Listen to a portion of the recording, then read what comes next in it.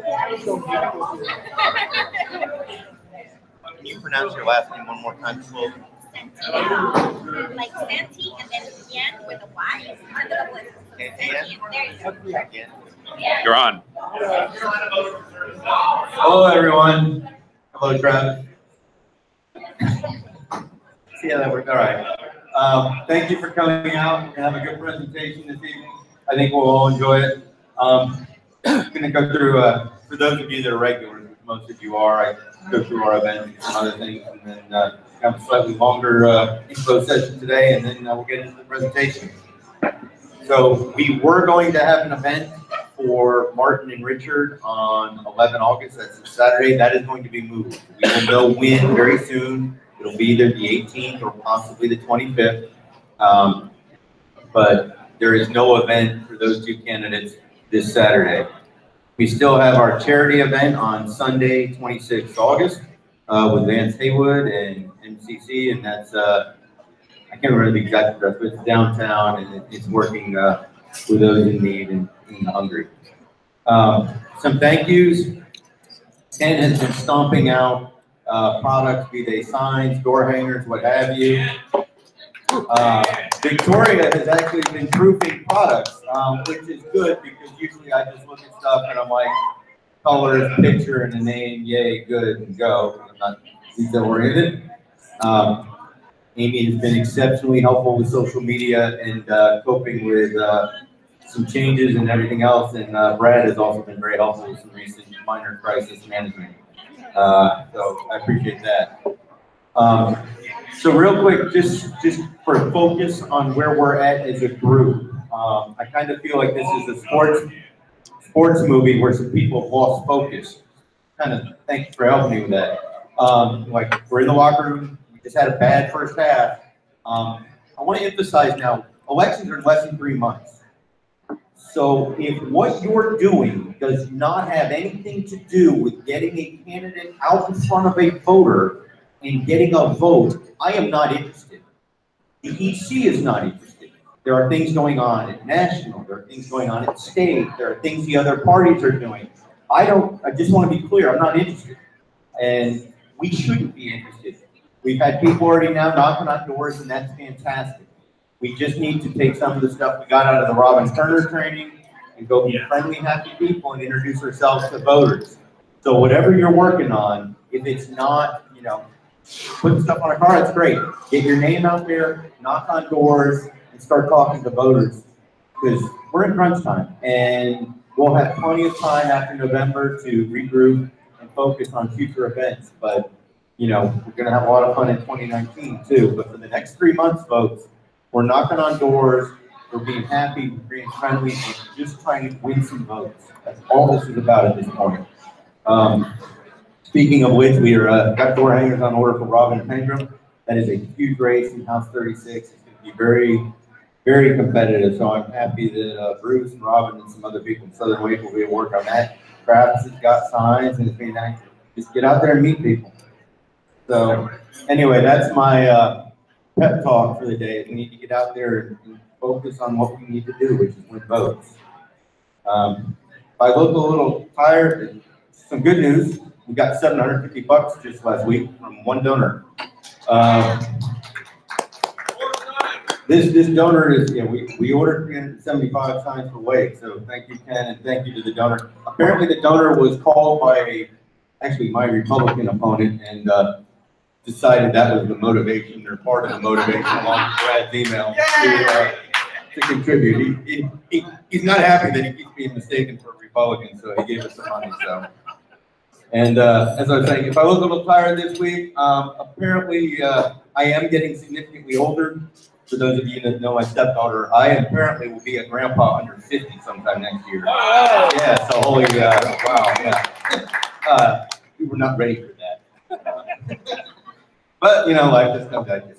So, speaking of life coming at you, we have our guest speaker tonight from El Pueblo, Iliana Santillán-Carrillo. So, if you come on up, and really happy to have you, and I'll stop talking in just a moment. It's fun. Are you on? Do you want to test that real quick?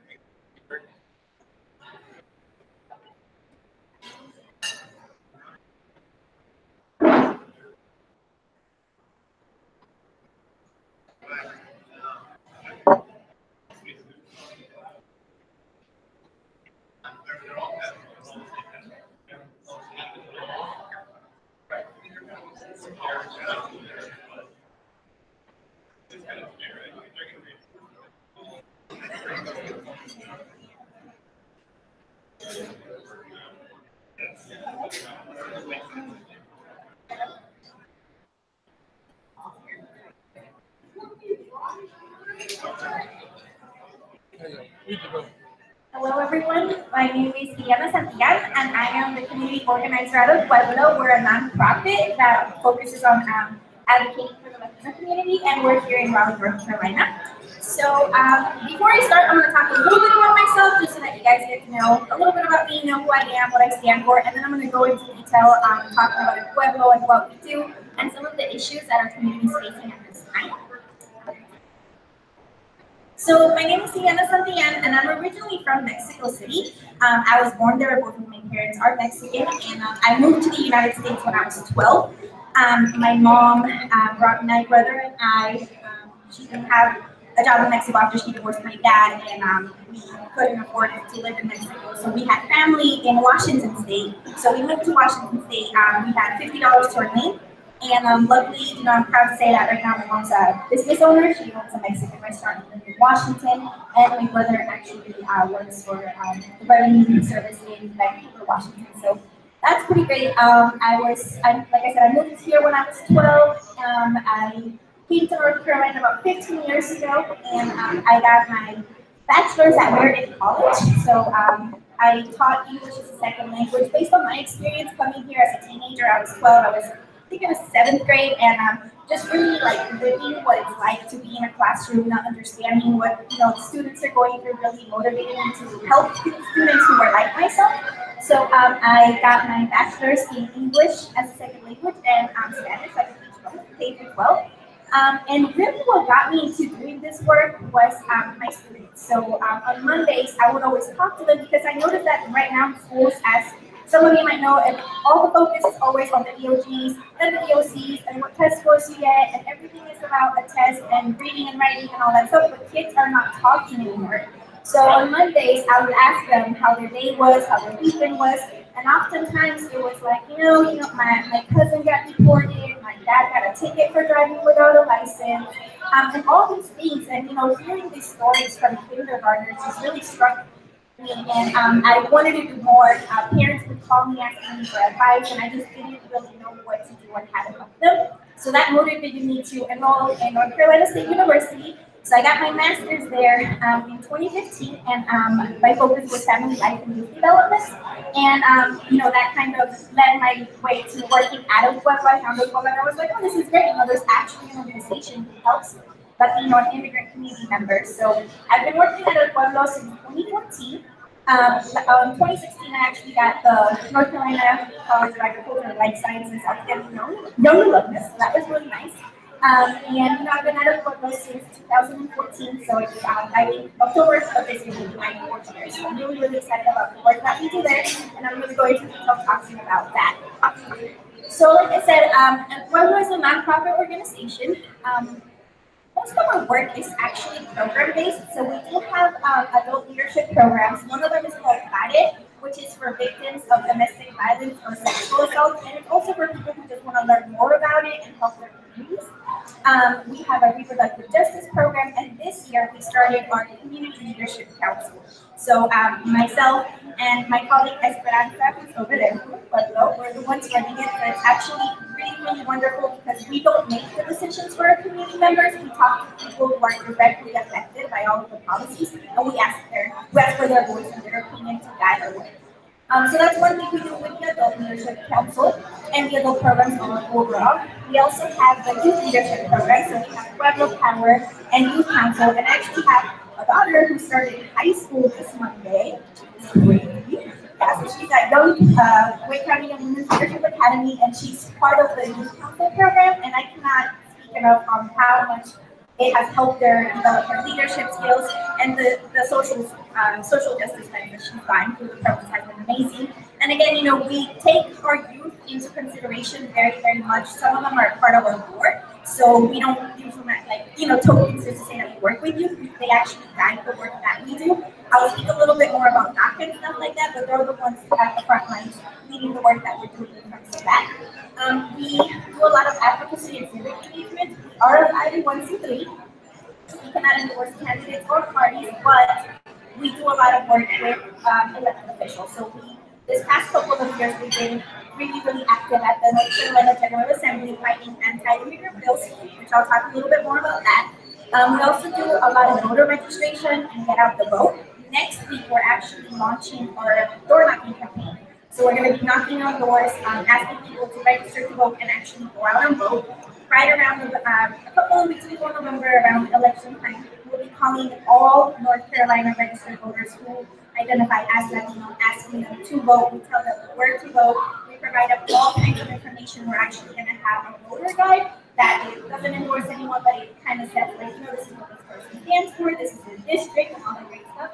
So we are doing a lot of advocacy and citizen work in that way.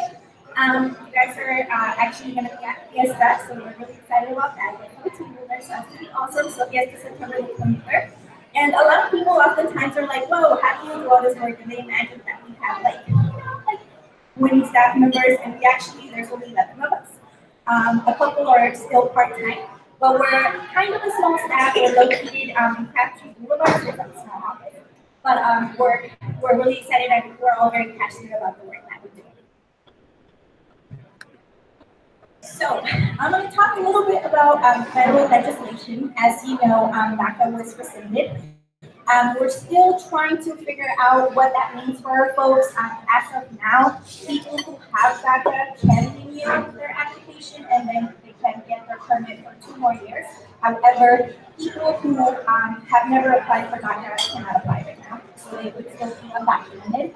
I'm sure you guys are all familiar with the separation of families, which is something that's devastating. As a parent, I cannot even imagine what it would be like for me to not know what's going on with my daughter. There's still hundreds of kids who are separated from their parents, which is something that is really, really, it really hurts. As a parent, as an organization, we're collaborating with national organizations who are at the front lines advocating for the rights of these families.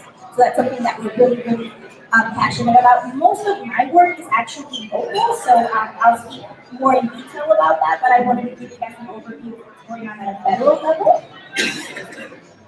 In terms of the DREAM Act, there has been a lot of legislation, including one by Senator Tom Tillis. His was called the Succeed Act. However, that didn't gain enough momentum, and it's something that, as an organization, we applaud that he's actually thinking about it, doing something about it, but what he's proposing is not what we want. What we want is a Clean DREAM Act. A Clean DREAM Act would benefit most of the people that are affected by this issue. And one of the most important things is that it wouldn't have funding for the wall or for border security. So it's something that we really, really are pushing for right now, and I just got that yesterday. There's a new act that's called the ESL Act of 2018, and that one was actually introduced January 16, 2018. This one is, it has a somewhat of a bipartisan support, but not as much as the Clean DREAM Act. So the Clean DREAM Act is something that we're really, really, really pushing for, and I have some information back there with Esperanza. If you guys are interested in learning more about the proposed legislation, like I said, the one that we're really, really pushing for is the Clean DREAM Act, and there's more information that goes into detail why that one is better.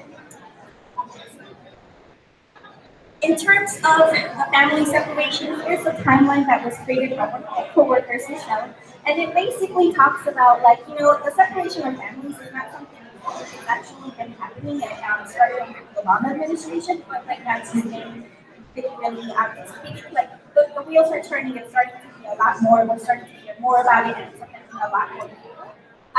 Again, Senator Tom Tillis from North Carolina did propose some legislation that basically, it's still incarcerating people. So now, instead of separating the kids from the families, they're all together in a bunch of age. So it doesn't really fix the problem. It just ends the separation, but it's really not something that we want. So again, we're fighting for something that really helps families, that helps children, because again, I cannot imagine what it would be like to be a child locked in a cage with my parents not knowing what their future is going to be like. So again, there are some pieces of legislation in regards to this. The one that we are, behind on would not incarcerate people or again, the demographics in North Carolina. So this is my focus. North Carolina federal stuff. It's terrible. It's bad. Again, we're a staff of 7 people. We're located here in Raleigh. So most of the work that we do is local. North Carolina actually has quite a few voters. So we have, as you can see right there, 248,000 eligible voters in North Carolina. Out of that number, only 176,000 are registered to vote in North Carolina. So there's a lot of stuff that we can do to register some of these folks, and a lot of the work that we do again focuses on voter registration. We encourage our youth or adult leaders to register voters. I think I was just talking to somebody about like, yeah, you know, a lot of our people can't vote, but they have children who are turning 18 this year. They have neighbors, they have friends, they have family members who can vote. So we're encouraging everybody to register and actually go out and vote and become educated. Because I mean, a lot of times people are like, oh, and we're a 501c3, we can't tell people who to vote for, but we do provide resources for people to become educated and figure out what aligns better with their values. So we do a lot of that. Wake County has 22,923 eligible voters, which is a pretty large number if you think about it. And if all of these people came out and actually voted, I think it would be a huge deal for Wake County and their state in general. And here's some interesting myth. Not everybody, but a lot of people are often like, immigrants don't pay taxes, they're here just getting services and this and that and the other. And the truth is that we do pay taxes, You can read the slide here. We pay around the colors are kind of like, not very, it makes it hard to read, but 1.5 billion went to state and local taxes, and 3.6 billion went to federal taxes. So every time we purchase a car, every time we go to the grocery store, we're paying taxes. There's this thing called the ITIN number, which I don't know if you guys have heard about it, but undocumented people can apply for this number. So when they do their taxes, which they do, they don't get any money back. So all of that money is going to Social Security, it's going to benefits, and people don't ever see this money. So this is money that we're contributing, and we're not getting anything back. So we are paying taxes. And, undocumented people can't receive services. So sometimes people are like, oh, well, they're on welfare, and if you're undocumented, you can't get welfare, you can't get food stamps, you can't get anything. So we're paying a lot of money into this, and we're not receiving anything back. People are just trying to do the right thing, paying their taxes, and like I said, when we purchase something, we're paying taxes. All right, so this is my area of expertise, local legislation. This past year was a short session. It was over, it was kind of over right around July. It was a short session, so we didn't see a lot of action. One of the bills that we were fighting was Bill SB 145, which was a Senate bill. It made the crossover, so we were really concerned that the House was going to move this bill forward. This bill would affect universities, so it would, if something happened with DACA and DACA people were getting deported, the government could ask the university, give me a list of everybody who's undocumented, and the university would have to turn that over. So that would violate privacy policies, and it would create a lot of chaos in universities. This bill would allow that. I don't know if y'all are familiar with the 287G program, but that's basically the collaboration between local police officers and ICE. So right now, if somebody who is undocumented commits a crime, or even I've heard of cases of people who get pulled over because they have a broken tail light or they're driving without a license, and somehow, some way, they end up in jail. This program would encourage law enforcement to look at their status and possibly get deported. Right now, this program is only active in 6 counties, including Wake County. With this bill, it would be active in all over the state. So it's something that we were very, very concerned about. Also, the faith action ID or municipal IDs. Right now, if you're undocumented, you can't have an ID, you can't have a driver's license. So with this program, local law enforcement wouldn't be allowed to accept any other ID. So I don't know if you all remember back in 2015 when we still had McCrory, he signed Bill HB 318, which took away the matrícula consular, which is what Mexican nationals have as ID. So that's the only form of ID they have. And I mean, you can only imagine like being a parent, picking up your kid from school or something, they don't take your ID. How do you do that? Or like even if you are sick or your child's sick and you have to get medication, they won't take your ID. So it makes it really, really, really hard.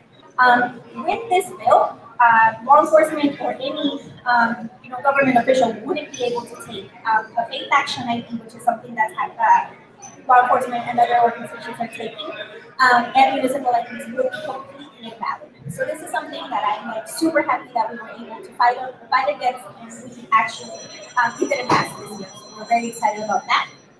Some of the bills, and there were actually 11 bills total back in 2017, and it was like back to back. So like the first week we were there, one anti-immigrant bill, second week another one. So we were up to 9 anti-immigrant bills and 3 positive ones.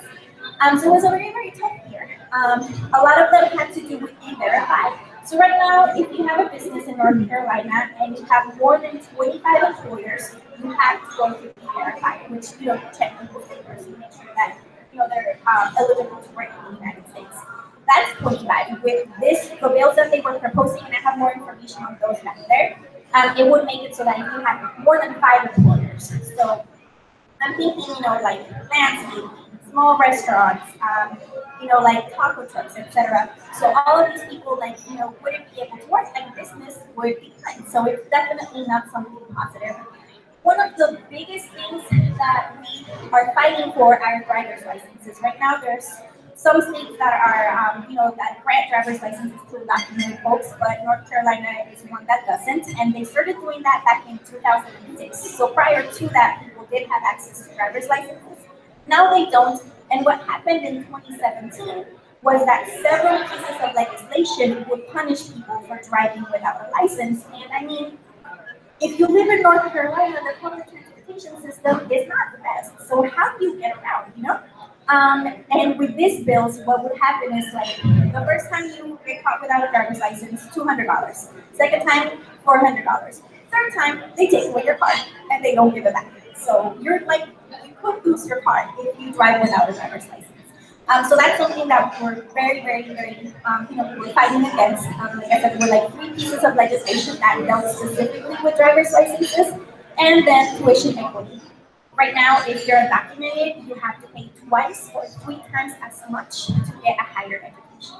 No scholarships, no financial aid, nothing. So you just have to pay double. A lot of people go to Wake Tech, which is not bad, but we're talking about really awesome students who want to pursue a higher education and can't because of these legislation. I actually had a friend who lived in Fabric City, and her parents worked 3 jobs to send her to school, and luckily she graduated and taken to work right now. But the burden that it is on a family, and I can speak for myself. I still have a ton of student loans, and I cannot imagine having to pay 3 times as much as I already had to pay. So that's something that we're definitely working towards. We had a couple of pieces of legislation that dealt with tuition equity. Unfortunately, we were not able to get the support that we needed, so none of these bills passed. And we've been fighting for education for about 10 years now. So it's something that is very, very important to our community.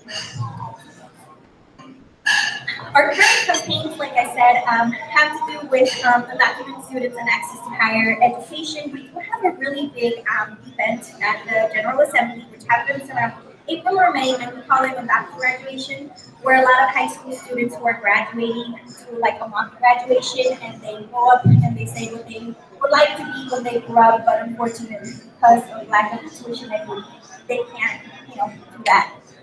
This one's actually one of my favorites for the driver's licenses campaign. I don't know if you can see right here. This is Meetup, and it's so for the legislator who was trying to take away our cars, if we were driving without driver's licenses, we took the Pinata card to him, and we were like, oh, you want to take away our cars?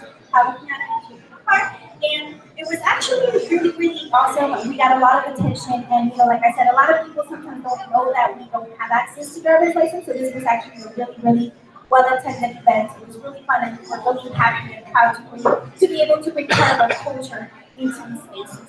So that was actually like I said, in terms of local legislation, we do a lot of lobby days. The first one right here is from undocumented graduation. So we work with organizations all over North Carolina. Lots of students come and join us. We talk to legislators, both Republican and Democrat, and we explain, we share stories. We talk about why this issue is so very important to us. We also have lobby days with adult leaders. This one was a faith and leadership advocacy day that we did. So we collaborated with a lot of organizations, adult leaders, talk about the importance of driver's licenses and why we were opposing all the negative anti-immigrant legislation that was in place. Most of our events are actually open to everyone, so if y'all ever wanted to come with us, we do a laude training at Pueblo, we carpool to the NCGA, we schedule the laude, the meetings with the legislators. We actually have a lobbyist that works very closely with us, so we're able to do a lot. This 2017, we did around 7 really large lobby days, but I was there like once a week, every week, trying to figure out how to fight against anti-immigrant legislation. But next year is a long session. We're hoping that we can actually move driver's licenses and tuition equity for undocumented students.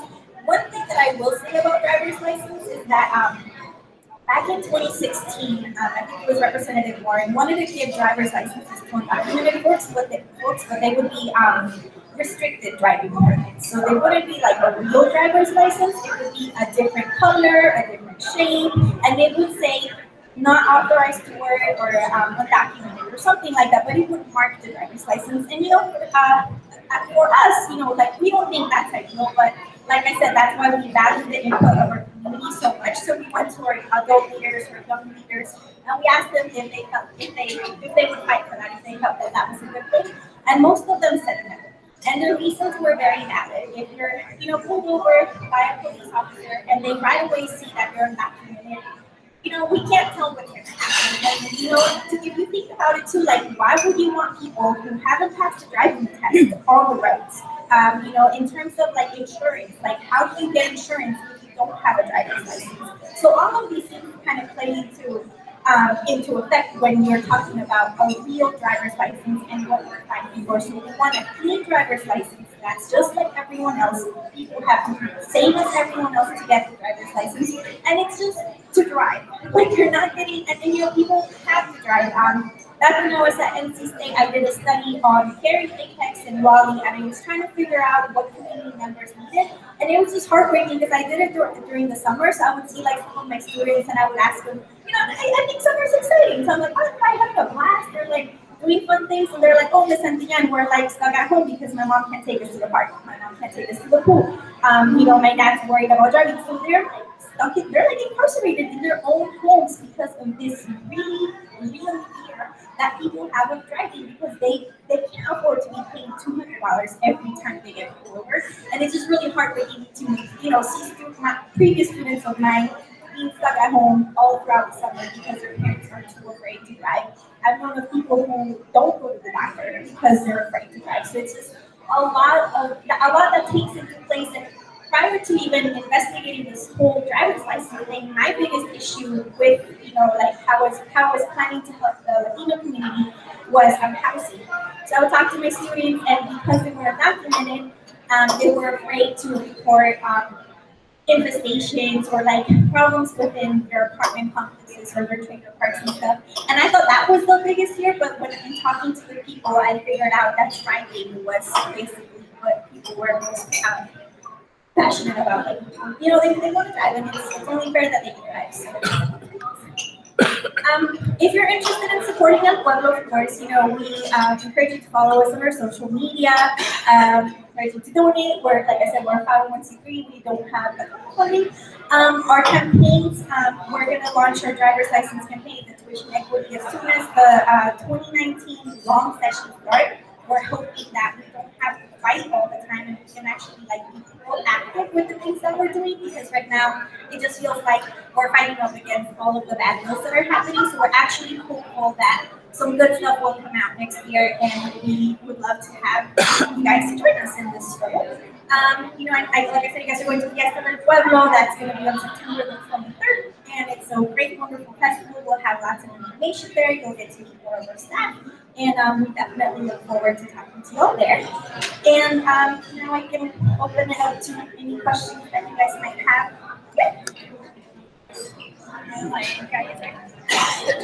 Yeah, I'm working on it. Thank you so much for coming. I'm really glad that you're here. I actually have a very important question for you. So my cousin's boyfriend is unfortunately undocumented, is unfortunately being held at a facility in South Raleigh, and he's very young. My cousin is very young, and I've asked them what I can do to help, and they are having a hard time. I guess they don't know what I can do to help. So what can we do for people that are being held, in South Raleigh? I'm unsure if it's like, I don't know if it's like a jail, I don't know if there's a commissary, like, so what can we do on either a small level or a large level to kind of help people that are being held for really dumb reasons? Definitely one of the first things that we encourage people to do is fight against the 287G program, which is like, like you said, like sometimes it's really silly things that people get stopped for, and then they end up being detained. From the Wake County one, they get shipped to the Georgia one. And what we do sometimes is we call our local elected officials, so like David Price and some other ones, and we there's this one organization called Alerta Migratoria, so I can connect you with them, and they do a lot of work with people who are detained. They have calls, campaigns that encourage everybody to call their local elected officials, and they've actually been able to stop some deportations. So I'll definitely do that. And the 287G program. So if you guys want to learn more about it, I have more information about it. Right now, the Wake County Sheriff Donnie Harrison supports this program. So we have been in conversations with them to encourage them to stop supporting this program. We talked to the candidate who's going to go against them as well. So we're really hoping that we can put an end to the 287G program this year. Hey, I'm sure you're familiar with the North Carolina Real ID Act. Yes. Because now he's getting hurt next week, and most people have not even heard of it. And that's the one with the little star. And is that what you were talking about? The compromise to not get the star, to get one thing like very bad, or okay. Well, opt out of not getting a real ID, where it was for security, it's really being used for immigration now. But it gives you a driver's license, because you don't have to get it. And there's very real reasons why you wouldn't want to, because it gives the state access to all those documentation. And I personally that's something. Yeah, hear me? Yeah. It's using the bifurcation of the Real Act, where you don't have to get the star. There's valid reasons beyond immigration to not get it because you're uncomfortable with the state having all those documents. I was just wondering if you thought about using that as a. Yeah, well, that's a really good point. Right now, we are mostly fighting for a driver's license that has, not anything that reveals the documented status of the person. But that's a really good point. I think we can use that in our fight for driver's license. You can't get it. You can use your passport. Right. You can't get into federal facilities. You need. Right, exactly. If you want to drive, it's maybe a compromise you could leverage. Right. And there's reduced documentation for non-real. I mean, it's all sort of progress. The fact that it's for security and it goes into effect October 1st, 2020 for 9/11, they're really using it for immigration. 2020. And all it is like a license, it's a stop. Yeah. I'm somewhat familiar. I'm not super familiar with it, but I know. It's very arcane. If you look it up, there's a couple of articles in the News Observer on it, and it's kind of nebulous whether you need it or not. Personally, I'm going to opt out of it because it's going to have the state be the guardian of all the documents. And I've already given all my documents to the passport folks, federal, and you can get a passport card for $30 extra. So I'm just going to do that, and that'll get me on a plane. But your license right now, if you don't have a star on it, in October 2020, you won't be able to get on a plane. Yeah, and I've seen that at the airports as well. And I mean, it's something that we can definitely consider. But right now, our folks are just trying to have a driver's license like anybody else. And some of our folks don't fly because of this fear of getting detained at the Well, airport. it becomes a problem for some folks that are eligible because they can't get the documentation like the original birth certificate and everything to get the real ID. So the lack of scar does not necessarily mark you as you're a hindrance. It just means you had a problem getting all the documents, which, if you look at it, is ridiculous. So it's not, it doesn't quite have the sort of, oh, you don't have a scar, you're undocumented. It just means yeah, it's a state rule. But you can opt out. What's that? But like you were saying, you can opt out of it. And go to Yeah, you can opt out of it. You don't have to do it. Yeah, that's something that we'll definitely consider. And, you know, like I was saying right now, our folks don't fly at all.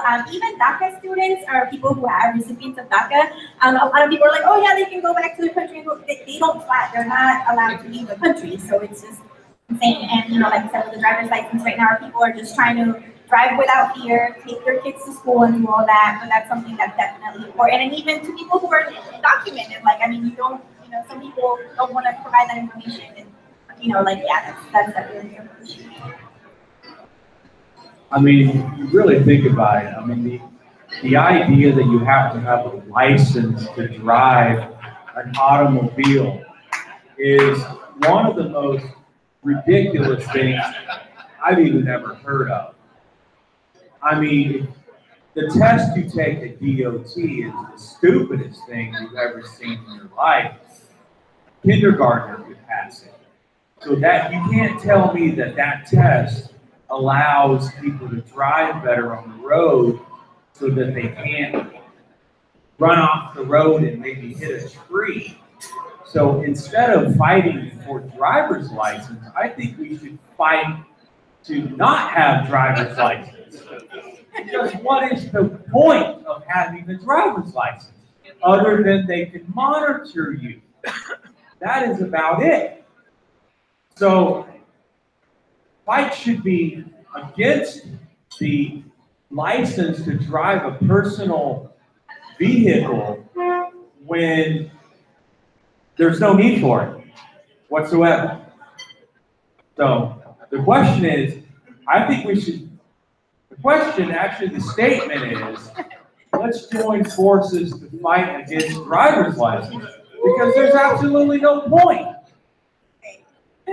Right. So these are questions. So we are asking questions that, you know, who, what, where, when, why. Only you give it a try. Oh, you know I can do that. Hey, welcome. Thank you for being here tonight. I do want to just inform you, I don't know if we've given you the courtesy, but we want to reduce as many laws as possible. That's one of the things we do.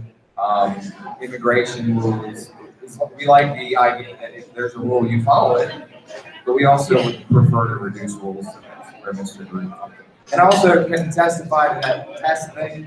I passed it. I passed it. So my question goes to this. You talked about load. I'm like really interested in paper load. And we are a county party affiliate. What in this county, is there anything unique that Hispanics may face in this county that might be unique or that is controlled by the county, more specifically the city, that is unique to us? Or maybe somebody on the city council or county commissioners could do something to help make it more friendly for Hispanics coming here and for, you know, first generation, second generation, all that kind of stuff. Think of a couple of things. I think that, you know, as I was saying, with the 287E program, that is a local program. So I know county commissioners, city council can and could influence the sheriff, you know, the police department into being more friendly to immigrant communities. We actually did try to bring the Faith Action ID program to Wake County, and that program actually started, I believe it was in Greensboro. There's a nonprofit called Faith Action, and what they do is they encourage everyone to get this community ID, and you know, it just makes it so that people feel more welcome in their community. And one of the reasons that they said that they couldn't help us out with that was because people would forge the ID, so we were not able to do that. But then again, you know, fighting against the 287G program, I think that would be fantastic if y'all could talk to your elected officials about it. Again, you know, this year is an important year in terms of elections, so I think there's a lot of stuff that we could do to end that 287G program. Hi, thanks for coming again tonight. It was a presentation, by the way. I had a question. You guys, I know that they're having a Latino Gay Pride Festival. Are you guys participating in that at all, or not? That actually, I think it happened. It was by El Centro Hispano, and I think it was a couple of weeks ago. And unfortunately, we did not have the staff capacity to attend it, but we worked very, very closely with El Centro Hispano, and we're definitely all for LGBTQ rights. And yeah, it's something that we really wish we would have attended, but unfortunately, because it's summertime and a lot of staff were out, we were unable to. Thank you.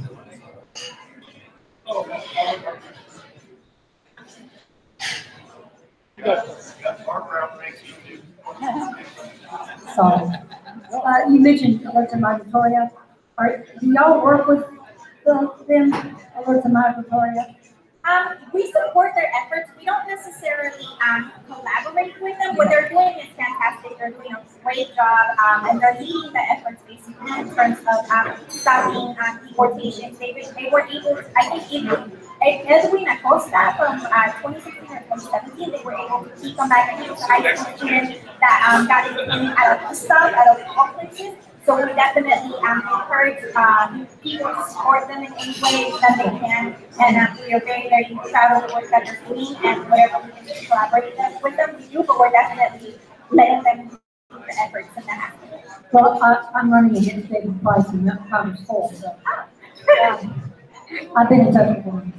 The Sanctuary 6 are particularly troubling that these people are basically in jail and in churches for about a year and a half now. Yeah, it's crazy, and I've heard one, and you know, as a mother, like, I can't imagine what it's like, but we heard this one story about this woman who was in a sanctuary, and she had children, and her children were taken away from her and put in adoption, and not because she wanted them to, but because, you know, they just felt like, hey, you're going to be in the sanctuary, I guess, you know, care about your children, so they just really put them up for adoption. So it's something that, as a parent, like, that's just heartbreaking, and we wish that. I think North Carolina is the second largest state in terms of sanctuary, so I think that, you know, the efforts, the NAACP is very active in that, and other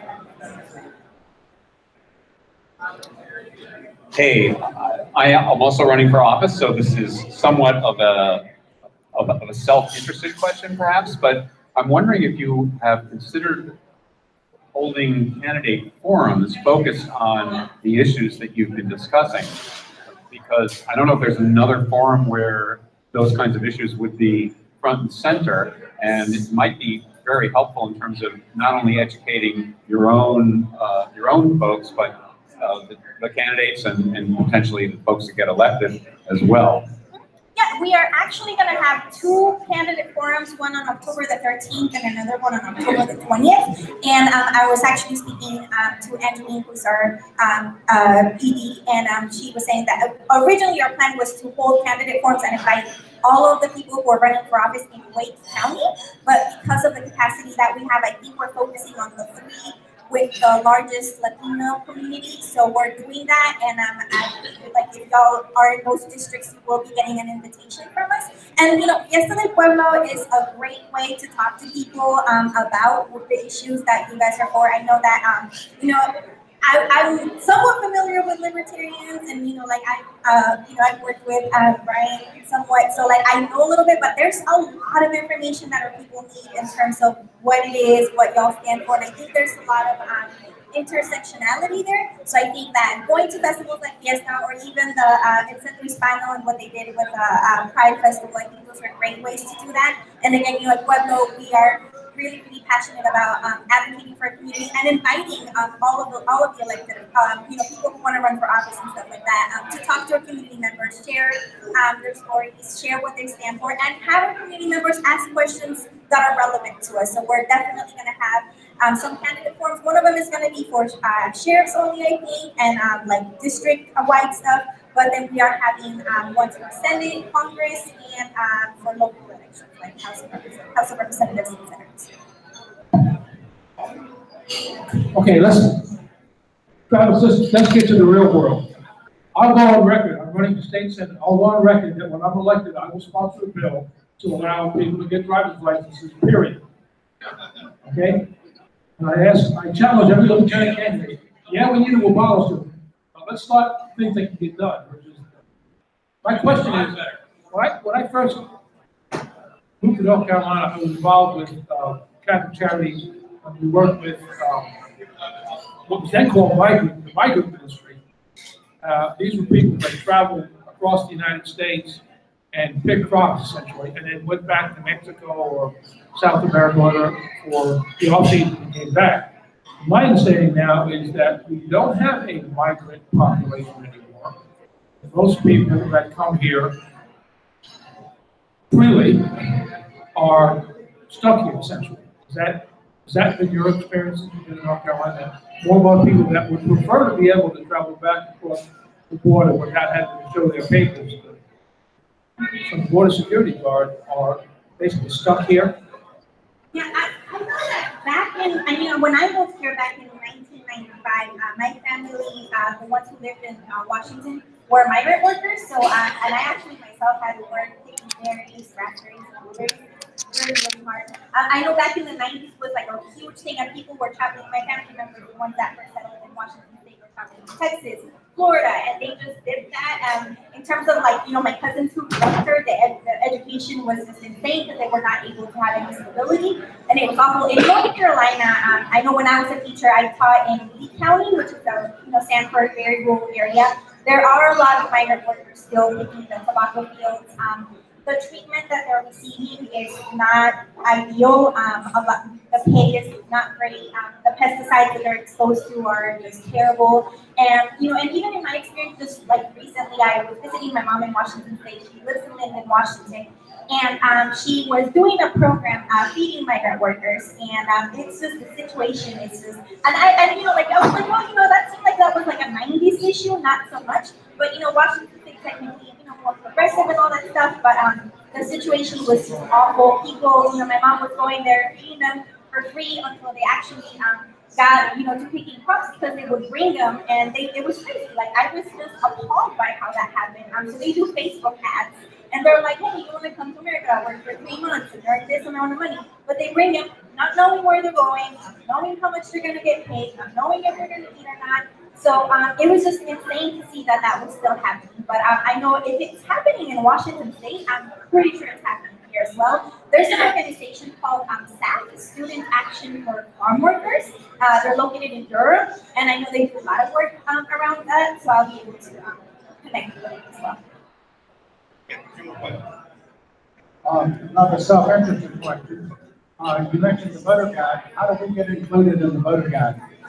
That is a great question. So you basically, I think we work with Democracy NC and some other Naleo and another organization, and basically what they do, and they've done in the past, I think in 2016 we had a pretty large voter guide. They send the questions out to all of the candidates. If the candidates answer the questions, they get put in the voter guide. We had some candidates who they didn't want to answer the question, so we just had to picture what they were running for, but no content as far as questions goes. I know that this year we're doing a lot of work in getting that voter guide out, and we do it bilingually. So the voter guide goes out in English and Spanish, and we actually do experiments with our community. So sometimes we mail the voter guide in English and Spanish to see if it makes a difference. Sometimes we just mail it in Spanish, but if the people who are running for office answer the questions and okay for us to put it on the voter guide, the information goes out there. All right. It's not, we collaborate with them. So it's done, so some of the questions, like usually, Democracy NC or other organizations wouldn't ask what we would ask in terms of immigration and how our communities would be affected by issues. So they come to us so that we can provide the questions, and then they just go ahead and send that information out. But I'd be happy to provide y'all with the information once we get it. I'm not the one leading that effort, but I know that it's something that we're definitely trying to get out to the community. When we do our get out the votes work, which will be doing door knocking and phone banking, one of the tools that we will be using to educate voters will be the voter guide. So I'm hopeful that it would be out by mid-October latest. All right, looks like I get the last question. Politics is a lot like compromise in many ways, wanting to get something done. And you mentioned the clean dream act. Some people would say a clean one is maybe not achievable without giving something. So I guess the question, maybe just for you personally, what would a compromise look like sort of a clean dream act, what would be the compromise that you think, at least you personally, might be comfortable with? Personally, I think that something that would have a pathway to citizenship would be ideal, and something that would include as many people as possible would be ideal.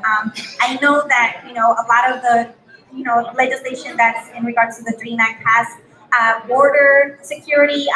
Actually, the new one, the U.S. Act of 2018, is very, very heavy on that. That is something that I don't think our community, and I can't speak to, you know, on behalf of them because I luckily have documents, so I can't, you know, be that voice.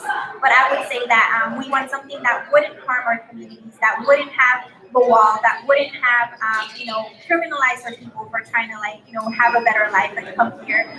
So definitely a pathway to citizenship, because right now DACA is only good for 2 years. You have to renew it, you have to pay $400, and some people don't have that kind of money. So it's something that, you know, we really would like a pathway to citizenship. And then something else I would add is, you know, we saw that DAPA was a thing, the Deferred Action for Parent Arrivals. And, you know, in my story, my mom was the original dreamer. And right now I see that a lot of parents are being thrown under the bus. Like, you know, we focus on, you know, the perfect immigrant, the ones that are going to school and doing all these other things. But what about their parents who are working and who, like, originally had that idea to bring their children? We're just not even mentioning them. So to me, that's something very personal.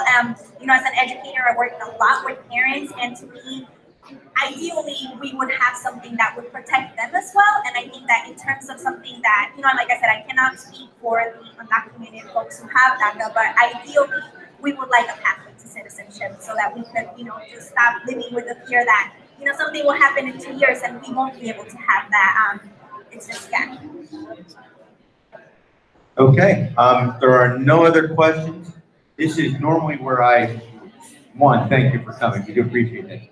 I was a little slow in getting the gift card together, but one is coming. We hope you've enjoyed your time here at Oak and Dagger, because Santana is an awesome host, and I always screw up and ask her for something too late. So thank you for the fantastic service, and I know she'd be more than happy to have you back. And I can't thank you enough for coming, and I'm hopeful that some of our candidates will get the forum that she'll be hosting. So, nothing else? Anyone have any alibis? You're a candidate. Go knock on a door and introduce yourself. I told you twice now. Thank you.